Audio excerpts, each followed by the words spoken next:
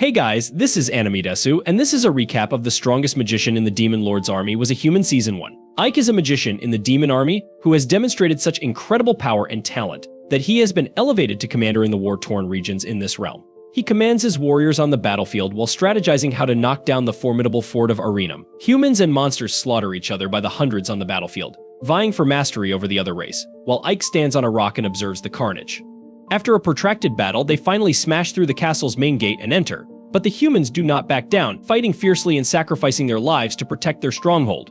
The Lord Commander of the humans observes the action from his window, secure within the castle, when Ike suddenly decides to pay him a visit. Since he does not want to lose so many lives, the commander turns around and appears to know Ike right away since his stories are widely circulated. Ike admits that he is the leader of the 7th Legion of the Demon King Army, also known as the Immortal Brigade. He continues to offer the commander 3 potential alternatives. He informs the commander that he may surrender peacefully and become a prisoner of war. He can commit suicide to defend his honor, or, if he lacks respect, he can just climb out the window and flee. The commander smirks at him before declaring that he will not accept any of the possibilities presented by a traitor to his own people. He rushes forward with his sword to strike, but it is ineffective as Ike knocks him out cold on the floor with a single sweep of his wand. Piggy, his personal assistant, enters unexpectedly and inquires as to what should be done with the prisoners of war. Ike turns around and orders him to cure the commander, as well as anybody who surrenders without a struggle, startling Piggy and a suspiciously gorgeous woman who watches him via a crystal ball and appears impressed by his ability to conquer such an important fortress with a single brigade. After that, Ike creates a magical barrier over the entire place, preventing anybody from entering the battlefield. While looking outside to witness the demons treating innumerable human losses and injuries, he feels horrible about witnessing these horrors and has never liked the way war works, but he has no option but to battle indefinitely. Something he is unaccustomed to, because he is a human disguised as a demon. He was abandoned at birth, but a demon wizard named Romberg decided to take him in on a whim. Romberg was an incredible magician and instructor who frequently spoke about a period when humans and demons could coexist. Romberg taught him everything he knew about magic, and before dying, he summoned him to his chamber and instructed him to always wear the mask and the robe, as if the Demon King discovers that he is not a demon, he will be tortured and executed instantly. Ike sits down in the chair to rest after placing a magical field around the area to prevent anybody from entering without his permission. However, he spots a scared maid beneath the table who instantly begins apologizing and sobbing, saying she didn't see anything. She ends up striking her head on the table and passing out. As Ike wonders how to cope with the situation, he chooses to think about it later while Piggy invites him outside. They walk through the streets, viewing the devastation created by the war. Piggy questions why Ike spares so many humans. Ike curtly responds that the current Demon King is only concerned with the outcomes, not how they are achieved. However, he states that many demons believe Ike is too kindly with humans, and that it would be better if they slaughtered all of the citizens and set fire to the streets. Ike refuses to do anything like this, telling Piggy that people must pay taxes because war is expensive. Furthermore, Arum is a commerce city, and humans are required to maintain it. The huge Piggy appears to be confused as Ike comes to a halt when a group of humans approaches. Piggy instantly cautions them and tells them to piss off, but Ike instructs them to say anything they want. One of the locals inquires as to how much more tax they will be required to pay to the Demon Army. To their astonishment, Ike informs them that taxes will remain the same as before, which makes them delighted. However, he cautions them that if they attempt to defy the soldiers, they will be punished. While he is saying this, he vanishes in a dazzling light, shocking Piggy. Ike is horrified when he finds himself in a dark dungeon and is quickly assaulted by a gigantic monster. He dodges the punch and flees, swearing at the unknown woman that she shouldn't have called him in like this. The demon continues to assault him, so he produces a wand from his ass and executes a specific magic strike to defeat it immediately.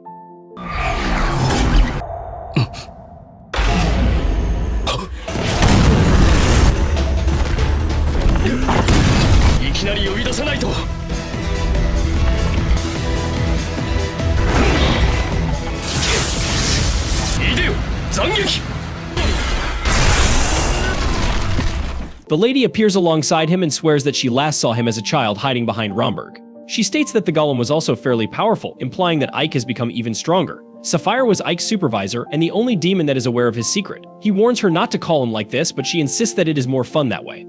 He asks whether she's come to report on the war effort, but she declines, stating she witnessed everything and that his execution was immaculate. She ultimately admits that the Demon King wished to meet him. This surprises him because a Demon King does not need to meet with a brigade leader. He inquires about the capture, but Sapphire responds that the Demon King may only be interested in how he took Arum in a week. She instructs him to prepare and then teleports them to the Demon King's fortress.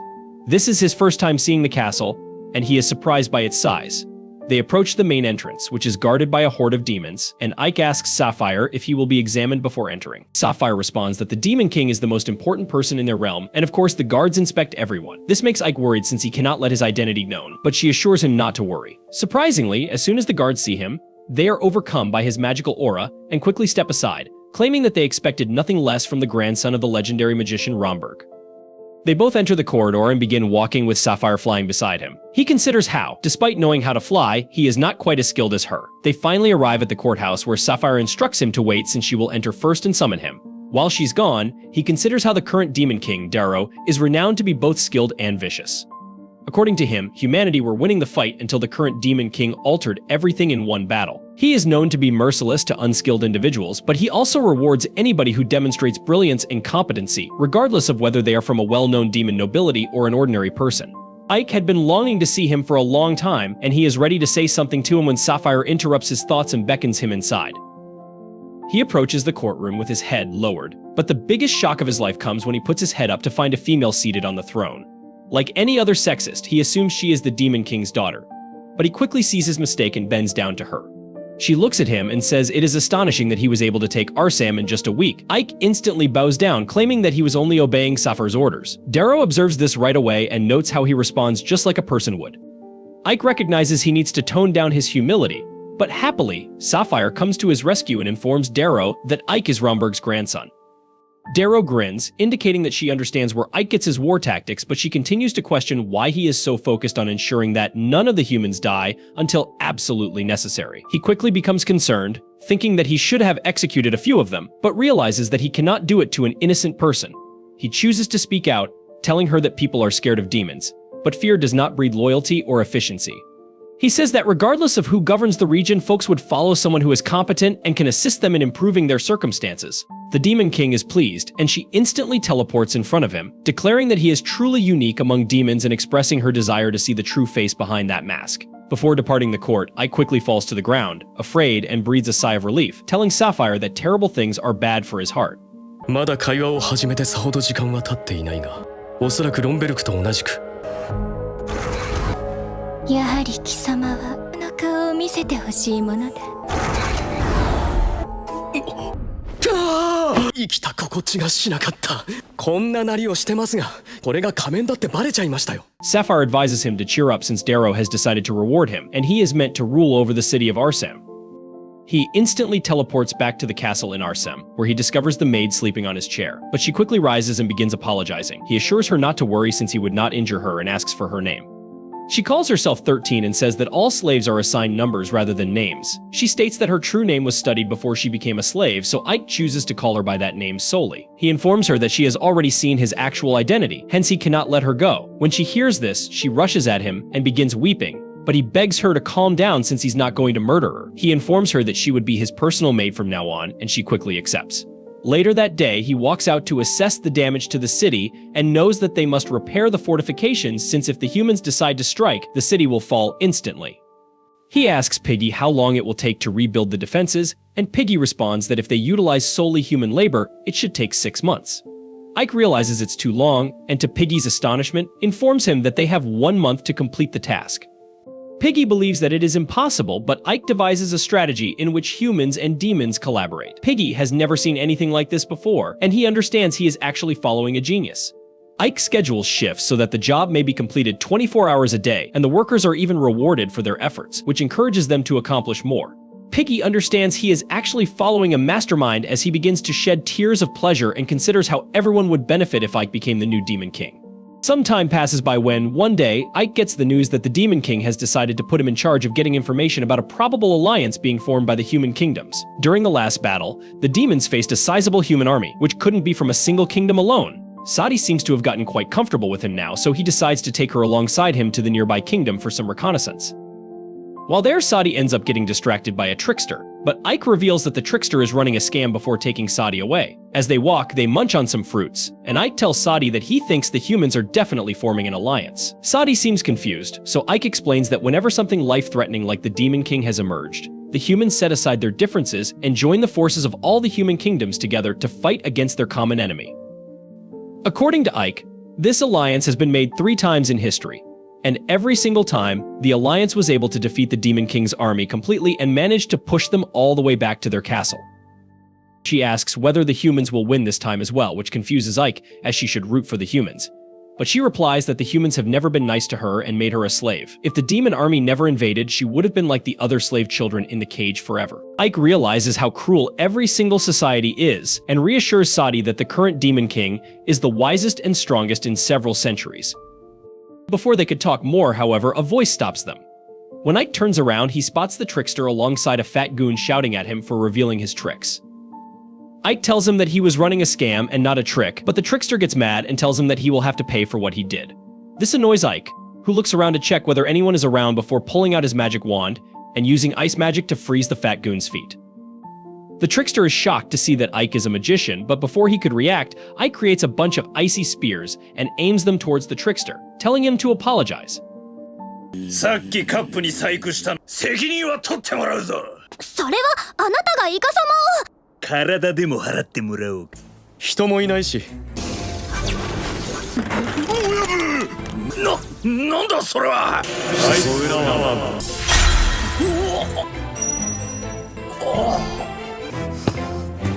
The trickster thinks Ike is bluffing and starts cussing him out, but Ike stabs him with one of the spears in his arm, showing that he means business.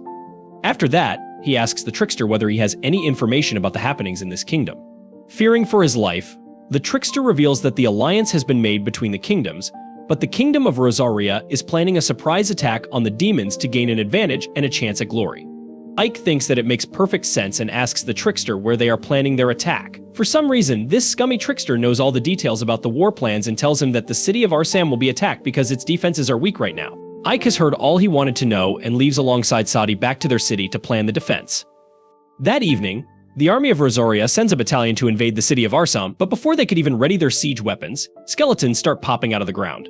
Their leader, named Ali, tells them to maintain formation as skeletons are weak, but unbeknownst to them, they walk straight into an ambush as arrows start falling on them like hailfire, while a bunch of orcs exit from the jungle and start smashing their army.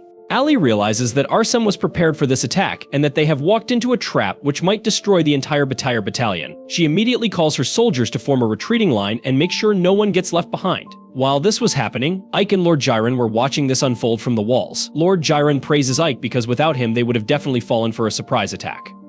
Before Ike could even reply though, someone shoots an arrow from behind which hits Ike in the back and he falls to the ground, unconscious. When he regains consciousness, he finds himself in bed with Saphiro, who claims that she was called by Jiren after Ike got hit and she was able to quickly heal him, otherwise he could have died. She congratulates him on crushing the surprise attack but tells Ike that even this time, the human casualties were bare minimum. She tells him that the Demon Lord might get suspicious if this keeps happening, but Ike replies that no matter what, his primary goal is to make this world suitable for both humans and demons to live together, just like Ra imagined. She tells him to take care and disappears while he calls in Jiren and tells him to figure out what happened to the commander of the human forces. Jiren replies that the commander ended up getting imprisoned by her senior officer, who claimed that she was a disgrace as she retreated from the battlefield. The next morning, Ike decides to head over to the prison where she was kept as he wanted to meet her once, but he ends up getting followed by Lily, who is his underling but way too annoying for him. He tells her to stay silent or go away, but she stays by his side as they spy on the few guards in front of the prison. She asks whether she should destroy the two men so he can go inside, but Ike responds that he doesn't want to create a scene right now. Before he could stop her though, that imbecile went ahead and beat up the guards, claiming that she didn't kill them just as he wanted. They enter the prison, which turns out to be bigger than he imagined, and he realizes that it will take much more time to find the commander. But Lily ends up beating the information out of one of the guards, who tells her that the commander is on the top floor and even gives the keys. 警備はあまり厳しくないようですね。なるべく穏便に。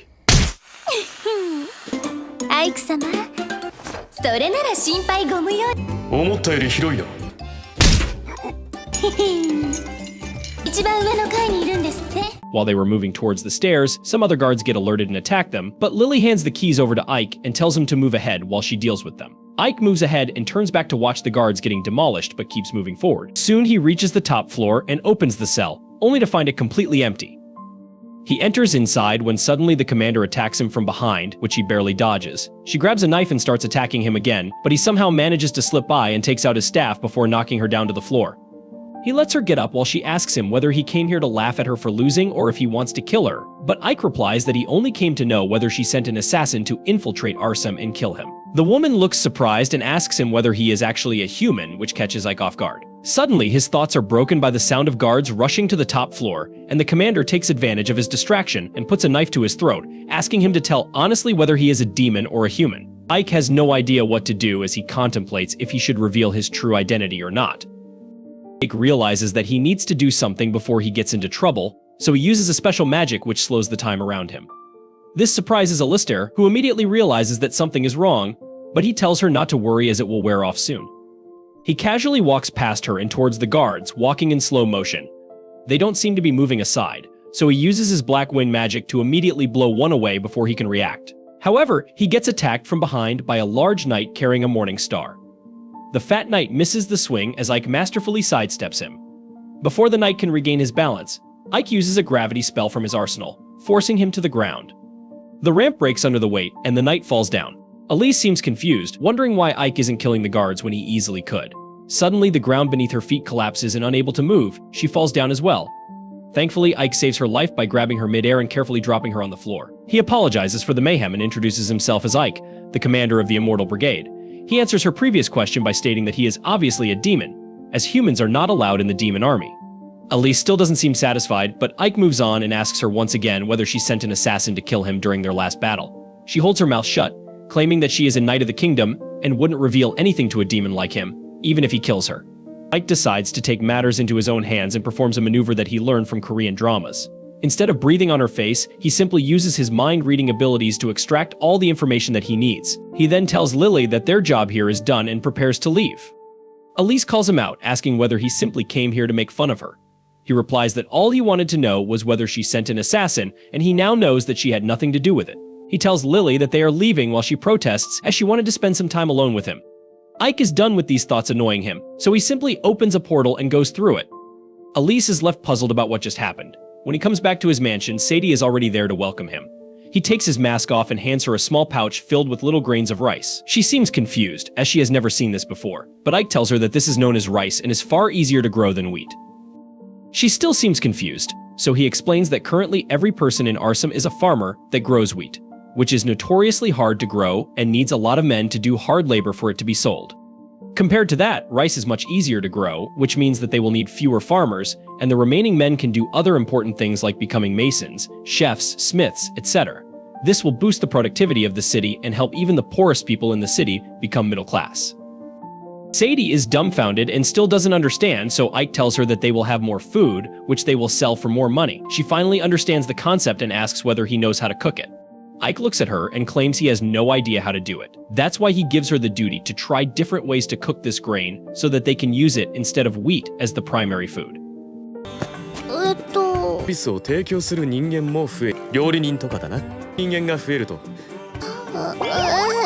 サーティ、大丈夫か？ご飯をお腹いっぱい食べられた。はい。早速この米を調理してくれ。調理方法は俺も自分でやったことがないから主人様にもわからないことっているのは初めこのサティ全力で After dealing with that, he commands Piggy to assemble his forces and goes outside to meet them in the evening.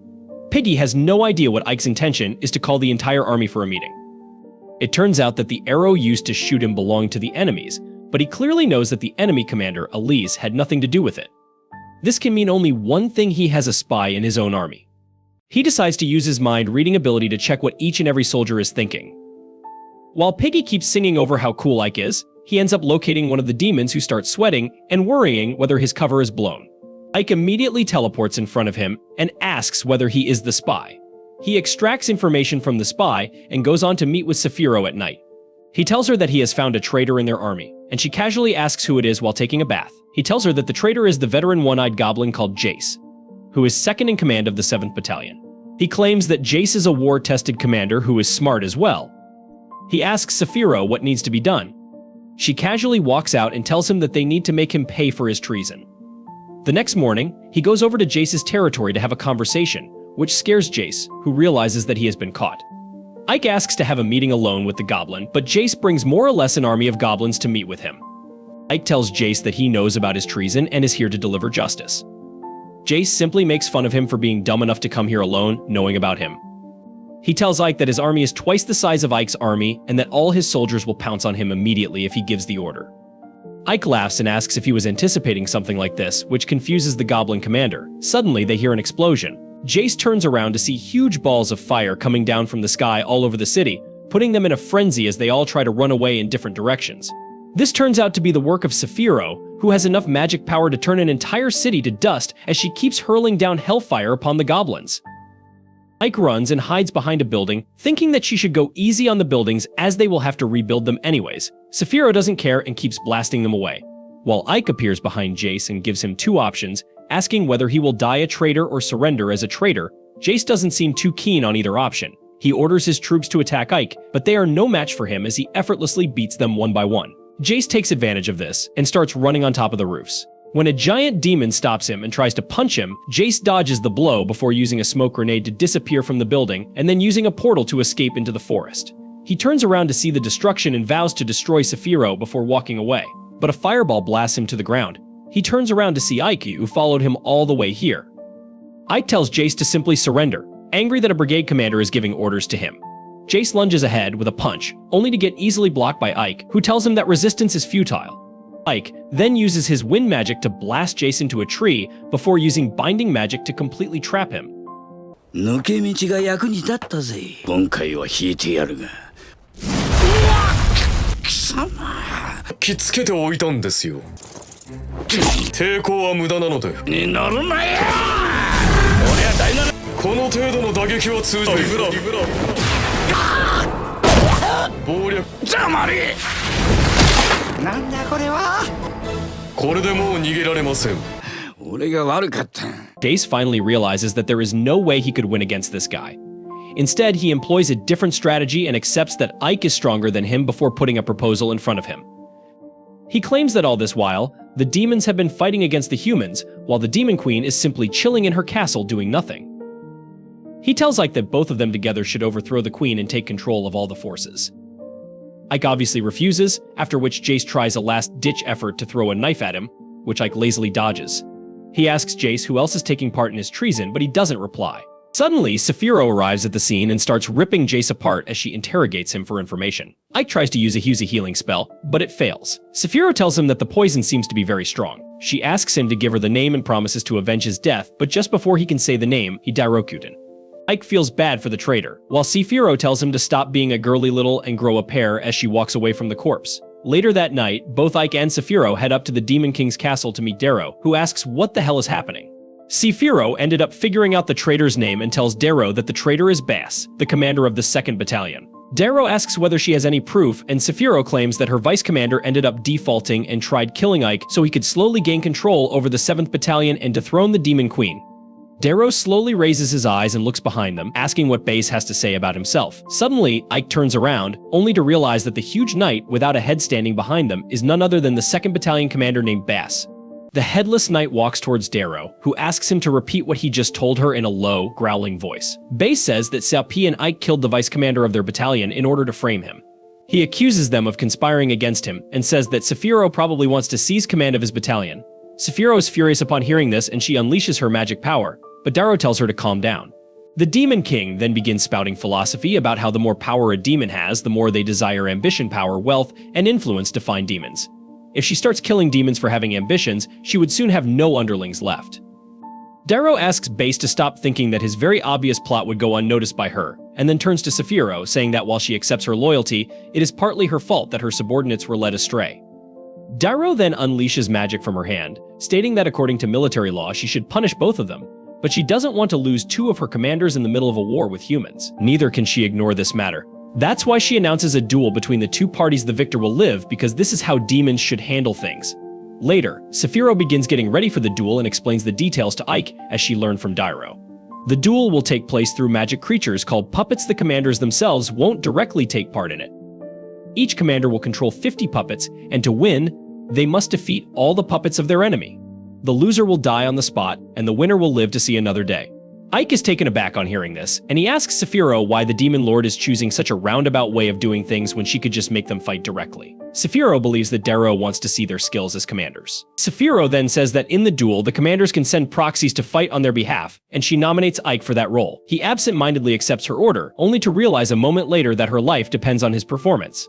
Now, Ike is nervous about taking such responsibility, but Saphiro believes he is a more skilled battalion commander than her, so sending him will be the easiest way for her to win. She holds his hands, entrusting her life to him, and those words are all Ike can think about as he reaches the arena. After that, he takes Pig and goes to the room where his puppets are stored. Ike knows that all the puppets follow their commander's orders without fail, and since they are all equal in strength, the only thing that can make a difference is the skill of the commander. 自分の命を人に預けない。アイク様ならアイク様も十分変わり。同類にされてしまった。これが傀儡兵。隊ごとの能力の差はない。なのどうやって戦わせるんです？あの武器は。ああ、それは素晴らしい。The next day, Ike keeps reading strategy books in his office. When Sadie comes to serve him tea, he asks her what is the best way to win a battle. The timid Sadie tells him that she would rather talk about things peacefully over a cup of tea, but Ike insists that there are many who only find satisfaction in fighting and losing. He asks Sadie to hypothetically suggest a weapon, and she replies that she would use a broom. Ike agrees, saying that the greater the reach of a weapon, the more advantageous it is to secure victory. Sadie suggests using crossbows because they are powerful, easy to use, and have a long range. Ike acknowledges they are a good choice but not powerful enough. Suddenly, he gets an idea and declares that he can try creating guns that are much more powerful and have longer range. Sadie asks if he can really create something so amazing, and Ike believes Saphiro can make it happen because she is the most talented alchemist in the Demon Army. However, Saphiro is enjoying pool time and clearly tells him there are some things she can't make because she's never seen them before. Ike asks her what happened to her usual confidence about creating new things, but Saphiro ignores him and splashes water on him, inviting him to join her for some fun, leaving him flustered. On the other hand, Boss is also preparing for the duel. He examines a black sword made from a dragon's tooth and tells his subordinate to make many more of them for the duel. Meanwhile, Ike returns from a late-night shower hoping Saphiro gets serious about the duel. Suddenly, his coat is handed to him, and as he thanks the person who sent it, he finds it is none other than Demon Lord Darrow herself. Ike immediately kneels before her, wondering what Darrow is doing here and fearing she has seen him in human form, which might lead to his death.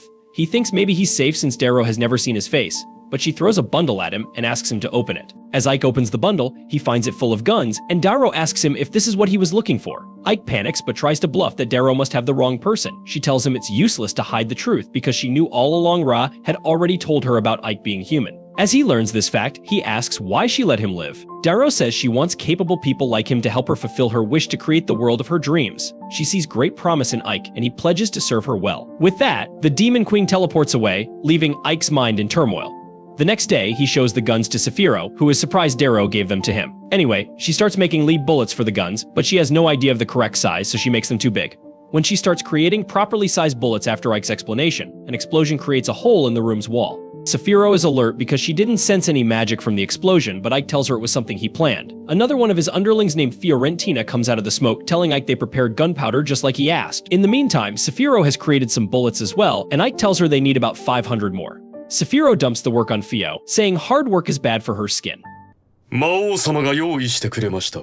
鉛で玉とやらを作ればいいのだな。どうじゃ？細かい作業をするとここに入る大きさでお願いします。魔力の反応はなか上出来だ、フィオレンティーナ。あれは一体何なんですか？小石でなぜこんさすがです。Soon, the day of the duel arrives, and the demons in the audience are pumped up to see it. Ike stands in front of his puppet troops, who are holding just normal shields. Boss laughs at him, surrounded by his armor-clad and fully armed puppets, asking if Ike is going to fight with such underprepared troops. He puts on his helmet, telling Ike that his troops are protected by armor made of Damascus steel that cannot be pierced by swords and arrows. Bae says the steel was a gift from Darrow because she wants to see him win. Ike is confused about the Demon Queen's intentions now, but he decides to save his questions for their meeting after he wins. The duel begins soon, and Boss commands his puppet archers to shoot, while Ike commands his puppets to block. Despite using their shields, some puppets get shot by arrows, and then the spearmen under base run ahead to strengthen their lead. His troops gain the upper hand and start bringing down Ike's puppet numbers. Boss laughs at him, calling his strategy of only defending quite boring. But then suddenly, a gunshot echoes in the arena, and one of the armored puppets falls to the ground after taking a bullet to its head. Everyone is silent for a moment as they try to process what just happened. Ike commands his gunmen to start shooting, and the sound of gunshots fills the arena as the puppets begin firing at the enemies. The armor-clad puppets fall one by one, and Base can't understand what is happening. When the first row finishes firing, they move back to reload their guns while the second row advances and fires. In this manner, all of Boss's troops are annihilated, and he is in disbelief that he lost. Darrow comes to the arena and gives Boss two options. The first is to end his life himself like an honorable warrior, and the second is to perish at her hands. However, Boss has a third option already in place. He has stationed an archer to take Darrow out. The archer fires an arrow at her, but Darrow easily catches it. To her surprise, there is a bomb at the end of the arrow and it explodes without warning, catching her in its range. Ike is worried about Darrow now, but then suddenly similar explosions take place all over the arena and the demons in the audience face severe casualties. An army of skeletons emerges on Bass's command, and he laughs as he declares himself the Demon Lord from today. The story then shifts to the past, where Romberg encounters wolves devouring their prey in a cave. He swiftly dispatches them with his magic, only to discover that the prey was a couple protecting their infant. He notes that the baby is still alive. Back in the present, Bastio's forces are in open rebellion, eliminating any demon not aligned with them. Bastio, observing from the arena, declares that his dominion has begun. Ike is horrified to witness the innocent demons being slain by Bastio's army. Bastio informs Ike that he controls the Demon Lord's forces and invites him to join his army, promising him the position of general in the 7th Legion. Ike finds the offer tempting but rejects it, asserting that he will never become the Demon Lord. Bastio mocks his refusal and surrounds him with his army, warning Ike of his impending demise. As soldiers attack, Ike deflects them with a wind spell. When they press their assault, he counters with his Darkland spell. One skeleton even attempts a suicide attack using its head as a bomb, but Ike blocks it with a barrier.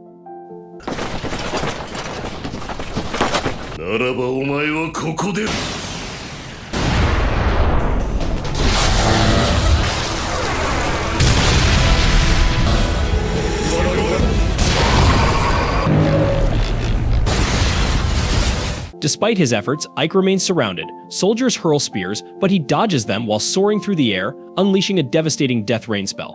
He then swiftly approaches Bastio and blasts him with a hell blast at point-blank range. Bastio survives and retaliates, but Ike dodges the attack. Further explosions erupt in the arena, ultimately leading to its destruction. Bastio heals his severed hand and declares that such attacks won't defeat him.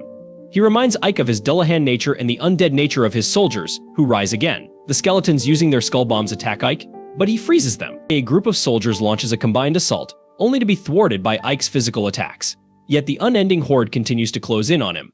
Bastio explains that his army possesses endless combat capability and that no matter Ike's skill, his magic reserves will eventually deplete. He laments the loss of such a valuable asset and muses about the benefits of having Ike on his side. The archer from before attacks with a powerful bomb, partially breaking Ike's barrier. Bastio, surprised by Ike's survival, anticipates this outcome from the commander of the Immortal Brigade. He calls for an end to the battle, as the result is already predetermined. Ike, realizing his magic will soon run out if he continues to cast spells, strategizes. He recalls that undead beings are immune to dark magic. An idea strikes him, and as the demon soldiers charge, he casts a spell emitting a golden light which annihilates the attacking demons. The demons nearby are also wiped out. Bastio, confused and bewildered, has no idea what Ike has done. Archers attempt to fire again, but Sephiro's army arrives, dealing with the remaining rebel forces. Piggy and Lilith also participate in the battle, with soldiers eagerly welcoming Lilith's unique fighting style. Sephiro approaches Ike, informing him that the rebels outside have been defeated. Bastio, surprised to see Sephiro, worries about losing in a 2-on-1 battle. The Demon Lord assures him not to worry about Sephiro and focus on Ike. Bastio is shocked to see her alive. Sephiro offers Bastio another chance at survival, promising to spare his life if he defeats Ike in a duel. Ike, confident in his ability to handle Bastio, faces him. Bastio attacks, but Ike defends with a barrier. Bastio repeatedly slams his sword against the barrier, boasting of his superior strength and blaming the Demon Lord for Ike's current predicament. He arrogantly demands Ike beg for mercy. Ike then dispels his barrier and leaps to attack Bastio. Bastio counters with a beam, but Ike deflects it with his golden spell, severing Bastio's hand. Sephiro, taken aback, realizes that Ike is using white magic, questioning how long he has been able to wield it. She notices that the Demon Lord isn't even surprised by this. Bastio charges towards Ike.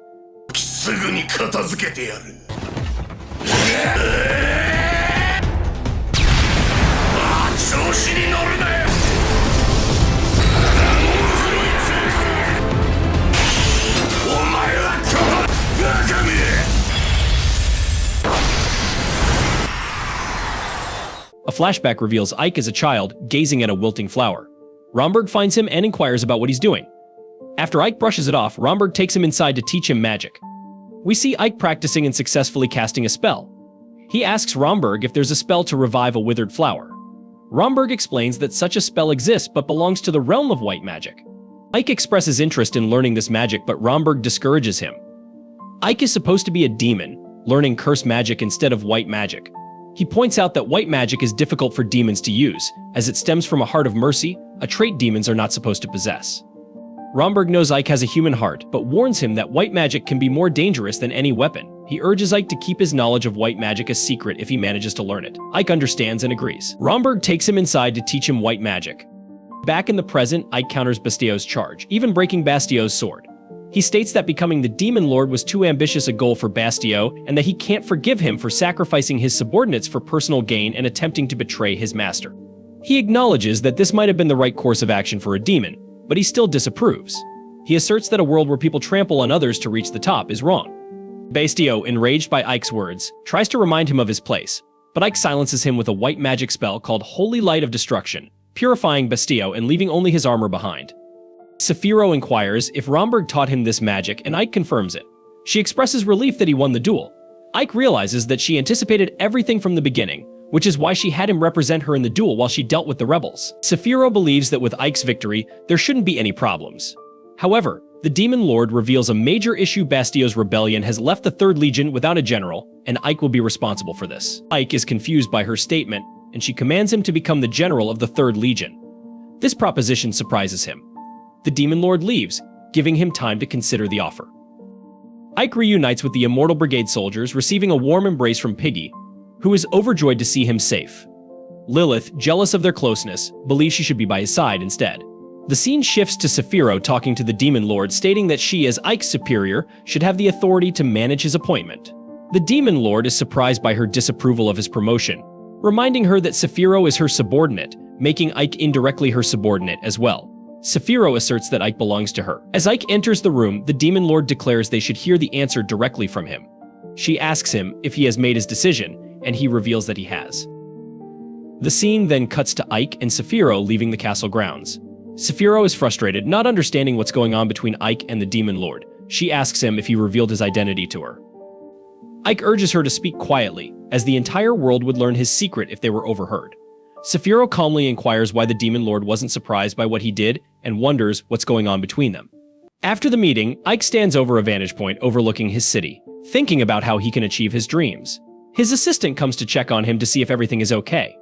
He informs her that all is well and has just discovered that the soil and climate of the town are conducive for a farming system known as the Norfolk system. It allows different crops to be grown without allowing the fields to rest. Later that day, he demonstrates the technique to the rest of the villagers, and they are all happy that with Ike's idea, they will never go hungry again. As he does some paperwork that evening, he is served by the maid and congratulated on his promotion to vice commander. Jiron suddenly barges in to inform Ike of trouble regarding the Alliance of Kings and their movement. They began their assault the night prior and easily took out the 2nd Corps of the Demon Army tasked with taking over the city of Alesa. Jiron is especially concerned because a corps well known for being bloodthirsty and having skilled warriors was defeated that quickly. Sadie doesn't know what the Alliance of Kings is, so Ike explains that it is an agreement by humans to come together and destroy the Demon Lord's army once it becomes too much for one nation to handle. Anytime this has happened, the Demon Army has always taken an L. By looking at their movement, the city of Ivalis, which is under Ike's control, is their next target if they want to reclaim the strategic location of Arsam. With everything considered, the humans hold the advantage when it comes to numbers and teamwork. Though the demons are strong in one-on-one combat, that isn't enough to defeat the humans. Once the demon army falls and has been taken, the battle will be pushed all the way back to the Demon Lord's castle in Doberg. If this happens, Ike's dream of cohabitation between humans and demons will go up in smoke. However, Ike has a plan to incapacitate their overwhelming numbers, and his idea involves the guns.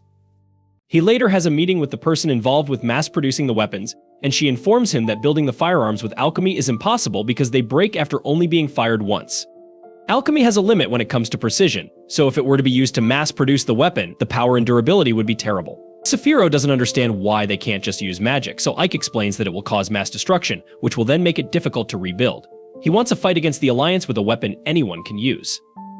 The lady in charge of the operation suggests that the only way to mass-produce will be to build the smaller metal and wooden pieces by hand, which will be difficult. She suggests that they ask for help from the dwarves, who are master craftsmen. However, ever since their defeat against the humans, they have been scattered around the place, so gathering a large number of them to mass-produce the firearms will be a difficult task. The only way to achieve this will be to rescue the Dwarf King, who is currently being held captive by the humans. 錬金術で火縄銃の杖も真似たものを作っ壊れてしまいます。錬金術だと確かに威力も弱いな。本当に必要かの？量産は難しいですが、族や木でできている部品を。ドワーフのことを言っているの。ドワーフなら可能かもな。We get a flashback to how they lost to the humans who wanted to use their technology to fight in wars. They were ultimately forced to work for the humans or else they would have lost their lives. The rest were forced into exile while the king was kept prisoner. He sits in his cell wondering what happened to his people and what they are up to. His peace and quiet are disrupted by laughter, and when he looks outside his cell, he sees the guards knocked out on the floor. This is the doing of Lilith and Jiren who have come to rescue him. He is confused by all of this and demands to know what is going on, but Lilith knocks him out because he is making too much noise. Though Jiren is against her actions, he picks the king up and they make their escape. After clearing through some guards in the corridors, they emerge from underground to find themselves surrounded by a few guards. The duo was told to be discreet by Ike, and not to eliminate anyone, but Ike can see from a distance that they have attracted a lot of attention. He puts an end to the chase by casting an earth spell that blocks off the soldiers. They take the king for him to rest up, and when he regains consciousness, he wants to know why they took him out of his cell. Ike presents him with the weapon and asks if he can make another one of them. Though the dwarf has never seen the likes of it before, he is confident that it can be replicated despite its complexity. But he refuses to help them because he believes that the demons have the same objective as the humans. However, Ike informs him that his dream is much different. He isn't looking for world domination but rather aims for humans and demons to live together in peace. When he hears this, the king thinks that Ike has lost his mind. But Ike takes him to the city, where he can see for himself how the demons and humans are working together in harmony. Even though the king is inspired, he still holds a grudge against the humans who used his people and then destroyed their home, leaving them to wander around the world. So, he would hate to see the humans living in peace. Ike understands his resentment, but proposes that if the king can help him with the production of the weapons, then he will tell the demon lord to rebuild the dwarf kingdom. The king is offended by this and thinks Ike is mocking him, because to rebuild a nation requires people, and since he has lost his people and family, his kingdom can never be rebuilt. Ike shuts him up and takes him to a location where a number of dwarves have been gathered. He even sees his son named Batson, and the others are very relieved to see their leader. We come to learn that the king's name is Gunther, and they tell him how the demons have been very kind to them and how they brought them all together. After seeing all of this, Gunther agrees to help the demons achieve their dream of unity with the promise of their kingdom being re-established elsewhere.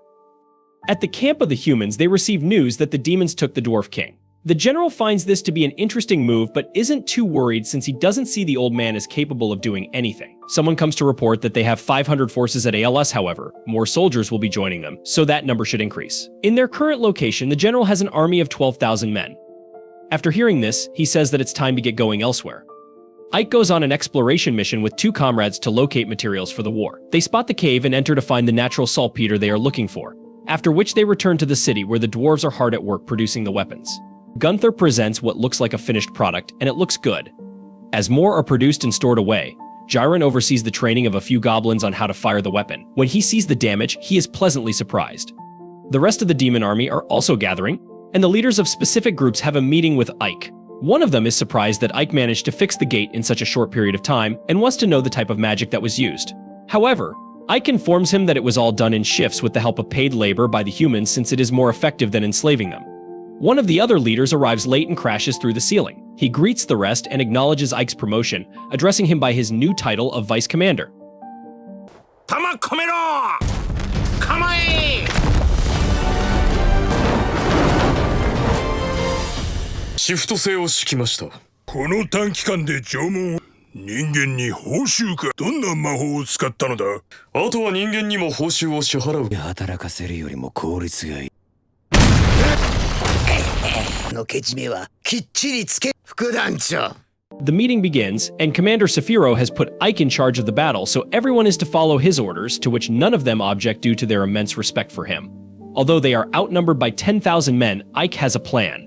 One of the leaders suggests that they attack at night, but the vice commander explains that this wouldn't work because it is confirmed that their enemies have mages amongst them who are capable of using light magic and detection magic. Ike suggests that the battle should be fought in his city. His philosophy is that although a large army is even stronger when things are going well, they tend to collapse very quickly when things are against them. He wants the enemy to attack the city so that when their morale is very high, the demon army will annihilate them completely in one swoop, which will result in minimum casualties. After the meeting, Sadie and Jiren clean the place. She tells her master that, although she cannot fight, she can help prepare for the upcoming war. She wants to be able to feed the soldiers good food rather than just soup. So, Ike shows her a recipe for fried rice. The girl goes into the kitchen and whips up the rice in record time.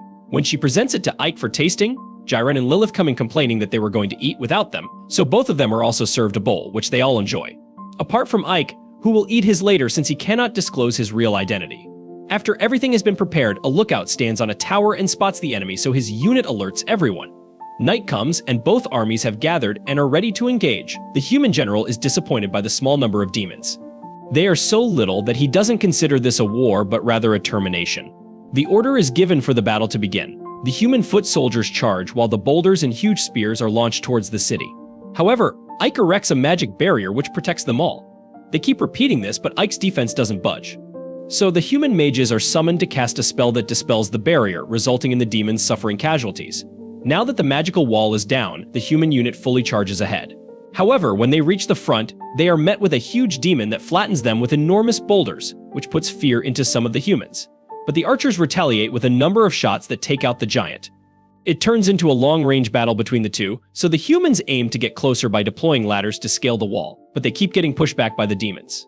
The human general can see what is going on and would like to end the battle quickly before dinner because he likes to have his food in peace. So he tells his army to fire the catapults again. Even though his men are at the wall, his right-hand man tries to protest, but the general stands firm. The projectiles are launched, and Ike's magic is immobilized again, leaving everyone open to the incoming fire. This time around, the damage is more significant as it has left a hole in the outer wall and completely crushed both enemy and ally. The general orders his second unit to charge forward where they clash with the demons. Back at the fort, Ike thinks that he was surprised by the speed of the humans' attack. However, he believes that he is going to change the tide now. We then see Sadi taking care of the wounded, and seeing the state of the war, she hopes that Ike is alright. Afterwards, we see Lilith fighting the humans and being overwhelmed by the sheer number of soldiers attacking her. The other demons are also overwhelmed, and the piggy prepares the gun squad to make their move, but he is afraid of hitting his own men in the state of disarray. The werewolf battalion, led by Bio, then joins the battle, taking down the enemies one after another. No human stands a chance against them as they try to increase the number of soldiers facing a single demon. This is when the gun squad starts firing as well, and the humans try to block with their shields, but it's no use, the bullets pierce right through them. This takes out many of the human soldiers, and the humans are scared to see the weird weapons. They fall back, and the werewolf battalion tries to chase them down, but Ike calls them back. Bio is disappointed at this, seeing the current state of the war.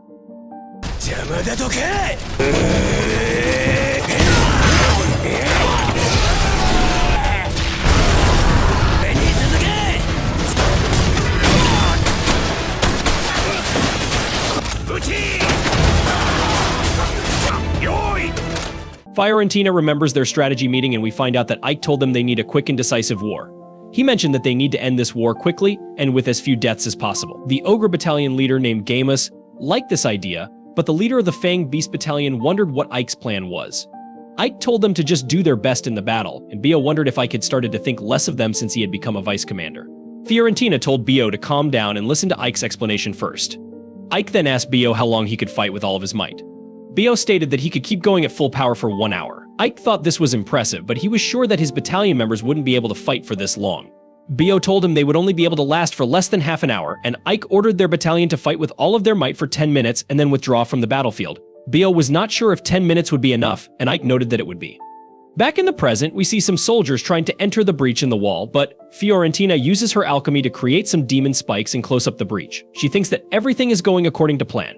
The Ogre Battalion then breaches the wall to attack the humans. They literally crush the humans with their might. Fiorentina is not happy with them breaking the wall since she just fixed it. She thinks that Ike did say that their allies not following the plan is also part of the battle plan, and the Ogre Battalion kills the humans without any hesitation. The human army fighting them retreats after seeing their strength.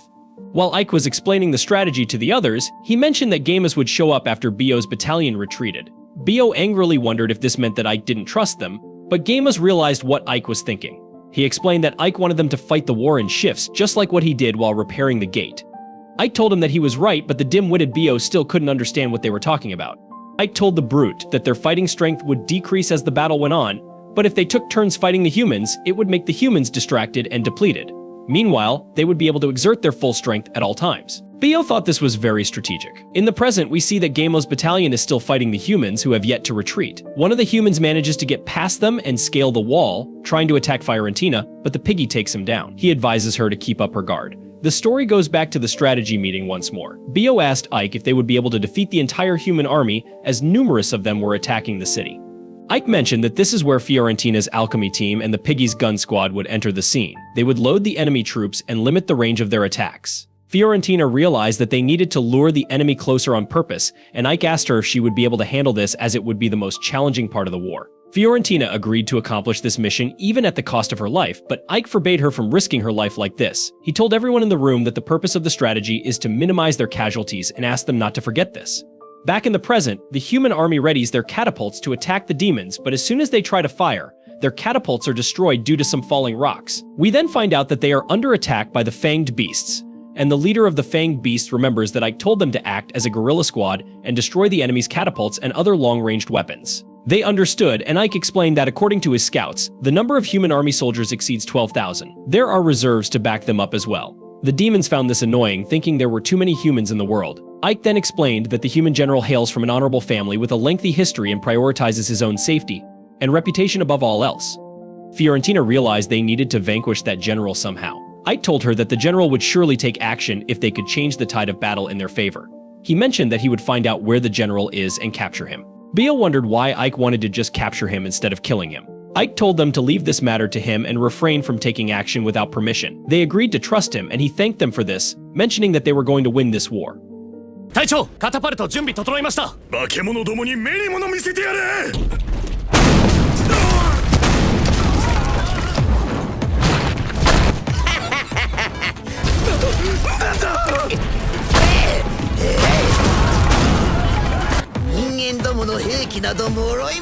The story then returns to the present, and we see the Fanged Beast Battalion still dropping stones on the humans. The Piggy is happy to see Ike's plan working so well. Fiorentina hopes that Saphiro is also unharmed and remembers that Ike told them Saphiro was going to take part in this battle.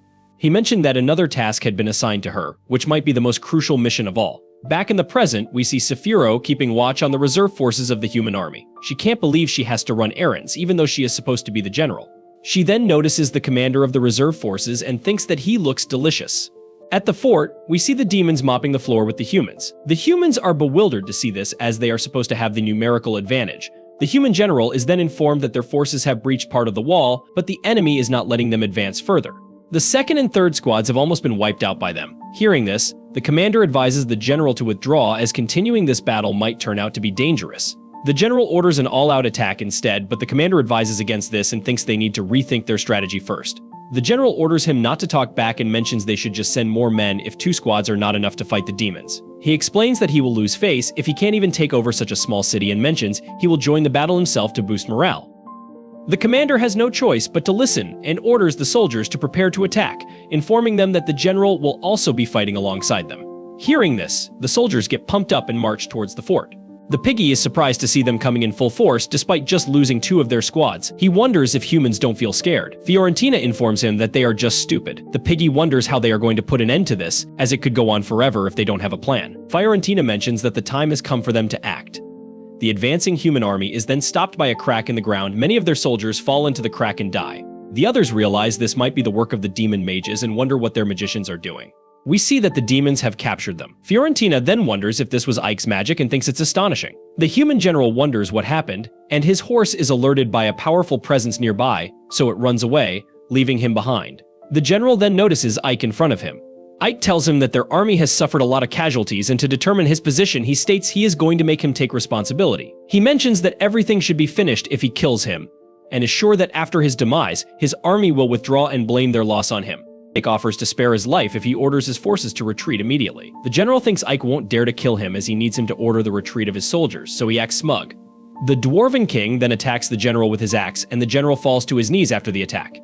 Gunther wonders if the general remembers him and states he is going to take his revenge for that day. He tries to land the finishing blow, but Ike stops him with his magic. Gunther wonders what Ike is doing. He states he is going to kill this guy but can't break through Ike's bindings.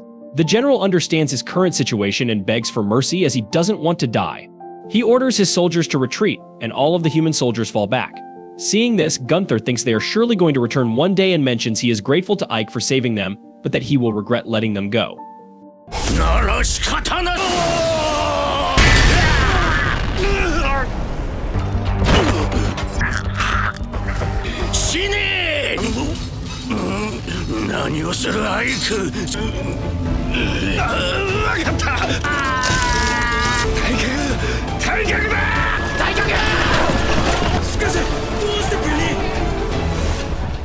Ike thinks this doesn't matter as they will be stronger by the time this happens. The demons are delighted at their victory. They are happy to have defeated an army 10 times larger than them and decide to drink to celebrate.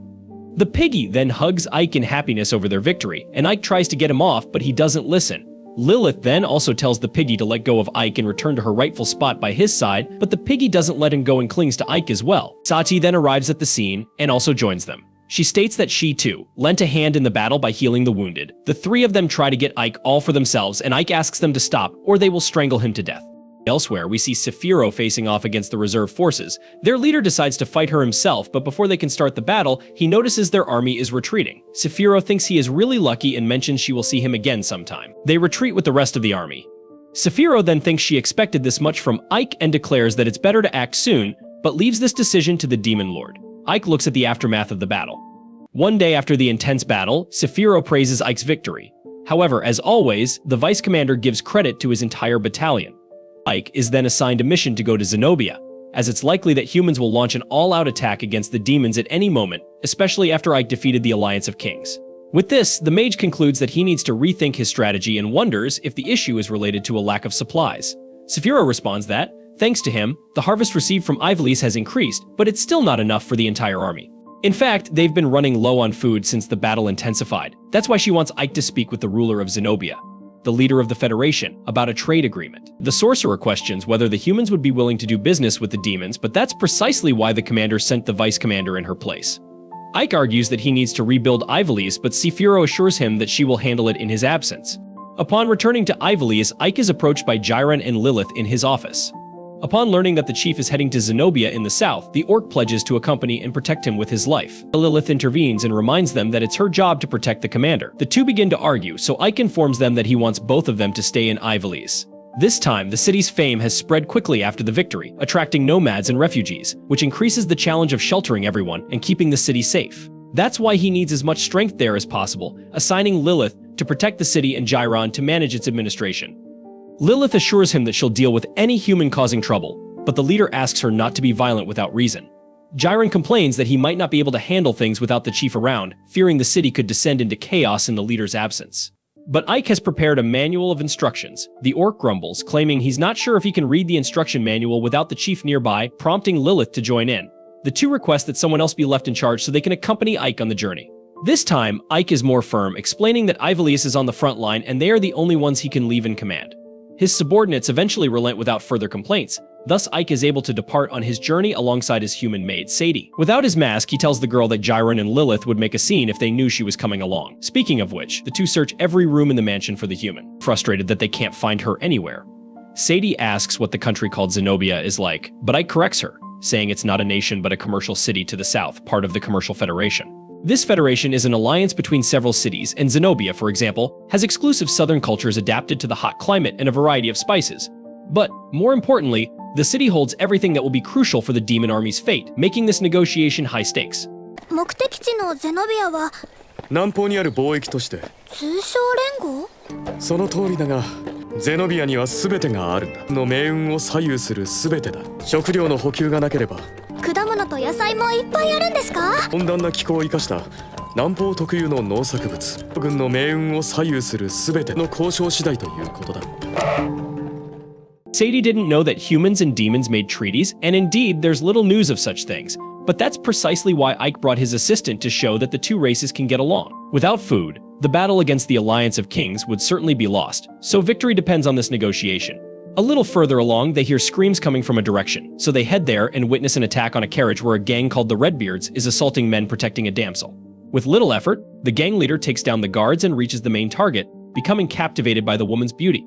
However, just as he is about to capture her, the chief is bound by a tree root along with part of his group, and Ike shows up and says he's here to help. To his surprise, the girl in the carriage looks almost identical to Sadie, so much so that for a moment he thought it was his maid in the carriage. Some henchmen who weren't bound rush at the mage, so he summons his roots again to contain the threat. With that done, the ladies' guards get back up, unable to believe that the Redbeard pirates were defeated so easily. Ike heals the fighter and is thanked for his help, and the leader of the men offers him a reward, but the sorcerer desires nothing in return.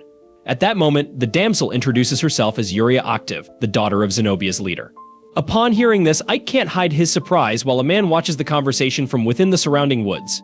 As the carriage returns to the road, Yuria thanks him for his help while Ike thanks her for the ride to the city. She is impressed by the stranger's spell capable of defeating the Redbeards, so she imagines the knight must be a noble, but he says he's a mage from Isu and invents a name. Sadie is excited to be riding in a carriage for the first time, which surprises Yuria. The sorcerer explains that she's a maid from his household and knows little about the world. Similarly, Yuria doesn't know much about the world either, as it's her first time leaving Zenobia. She met a powerful man she was arranged to marry, but it didn't work out. Ike is surprised that the man would reject the woman, but it turns out she was the one who rejected him. In fact, she considers herself lucky to have had the courage to do so. Upon arriving in Zenobia, the visitors are taken by the noblewoman to the local leader, who already knows that her daughter was saved by the outsiders. Her name is Eltria Octave, head of the Commercial Federation. Busy as always, Eltria asks if she can work while talking with the visitors, and Ike has no problem with that. The sorcerer studies the leader of the committee that governs Zenobia and recalls that she earned her prestigious position due to her talent. Fortunately, he found her daughter in the right place at the right time, but that doesn't guarantee that this conversation will be easy. In fact, Eltria asks Yuria to leave and informs Ike that she has little time, so she gets straight to the point. She wants to know what a member of the Demon Lord's army wants with her, and Ike is surprised that she already knows. Despite the conviction in the woman's voice, the mage questions what makes her think that. She explains that there is no mage named Reich in Outh, and besides, Yuria and the guards had informed her that the outsider is a powerful spellcaster. In a time when the Alliance of Kings is fighting against demons, a mage appears in Zenobia lying about his origins. He then admits that he is Ike, ruler of Ivalis, and that he is human but fights for the demons despite his parents being human. He was raised by Romberg, the immortal king, as a demonic being. His intention in Zenobia is to form a trade agreement. Eltria confesses that she had never heard of business dealings between the two races, especially considering that the demons aim to destroy humans. Ike argues that it was like that in the past, but he, for example, fights to promote coexistence between the two races. Having never heard of such a thing, the leader of the Federation does not hide her surprise. But looking at the human beside the commander, Eltria remembers that the current Demon King is considered different from the previous ones. Even so, demons are still demons, and she doesn't believe they can be trusted. Otherwise, she asks for proof. Ike doesn't have any evidence that could decree an agreement between both sides, but he mentions the severe problems the Federation has been having with Kurosa and the Redbeard pirates, so he offers to eliminate the threat. Eltria admits that these henchmen cause damage equivalent to the annual budget of an entire city, and letting them roam free will only increase the destruction. As the leader of the Federation, her role is to protect business, so she considers accepting the help of the commander of the Immortal Brigade, but under certain conditions. First of all, he must eliminate the pirates as he said he would. Lastly, he must marry her daughter, Yuria. Perplexed, Ike acknowledges that he is human but reminds her that he is still part of the demonic army. Eltria Octave emphasizes that the commander is intelligent and loyal, so she believes that one day he will become one of the high-ranking leaders of the demons. As the supreme representative of the Commercial Federation, it would be beneficial for her to forge ties with a military leader of this caliber. 君がイバリアスのあなたの言う通り、俺は人間です。君が魔族に完全に魔族が私に何の用だ。しかし、魔族でもあります。俺の両親は人間ですが。王軍と通商条約。人間を滅ぼすつもりではないのか。そのお前たちと取引する。人間と魔族の共存を目指すためです。と魔族の共存？そのようなことはありません。Suddenly, a soldier appears, alerting them that the Redbeard pirates are attacking the port. There, the invaders have docked their ships and are preparing to loot the city's goods and women and kill all the men. Cannonballs are fired at the structures, turning them into rubble. In front of the pirate leader known as Kurosa, the chief of the thieves orders that anyone who does not obey should be crushed. Watching the attack from her window, Eltria demands a quick response from Ike. Shortly after, he and Sadie head to the port, and Ike saves one of Zenobia's soldiers from under the rubble. The man explains that the pirates were after the cargo of one of the ships that was set to sail today. Although the target was only one vessel, the guard urges Ike not to underestimate the pirates because their leader, Kurosa, is a powerful mage whose tricks are capable of launching the most unexpected attacks, especially since Zenobia has never discovered their hideout. Given this, Ike suggests that they wait for the next attack before planning a counterattack, so the defenses must be ready. Later, the commander of the demons joins Zenobia's officials to devise a strategy, and Sadie feels she might not be very useful there, so she goes to prepare meals. When she arrives in the kitchen, a resident mistakes the girl for Yuria Octave, so the maid quickly corrects her. After apologizing, the woman mentions that she would love to help but would get scolded if she allowed guests to assist. Meanwhile, Yuria goes to Ike and pulls him into her room to discuss the marriage. The commander assures her that he will convince her mother to change her mind, as he is certain the daughter is uncomfortable with it. But the truth is, Yuria is motivated to marry the officer because she fell in love with him at first sight. Ike is thoughtful, as they've known each other for less than a day, so the girl cries and asks if he doesn't like her. Embarrassed, the young man tries to explain that things are moving too fast, while Sadie observes the conversation through the crack in the door and reflects that nobles are quite strange with this habit of marrying someone they barely know. Moreover, she feels something odd about the possibility of that woman marrying her boss.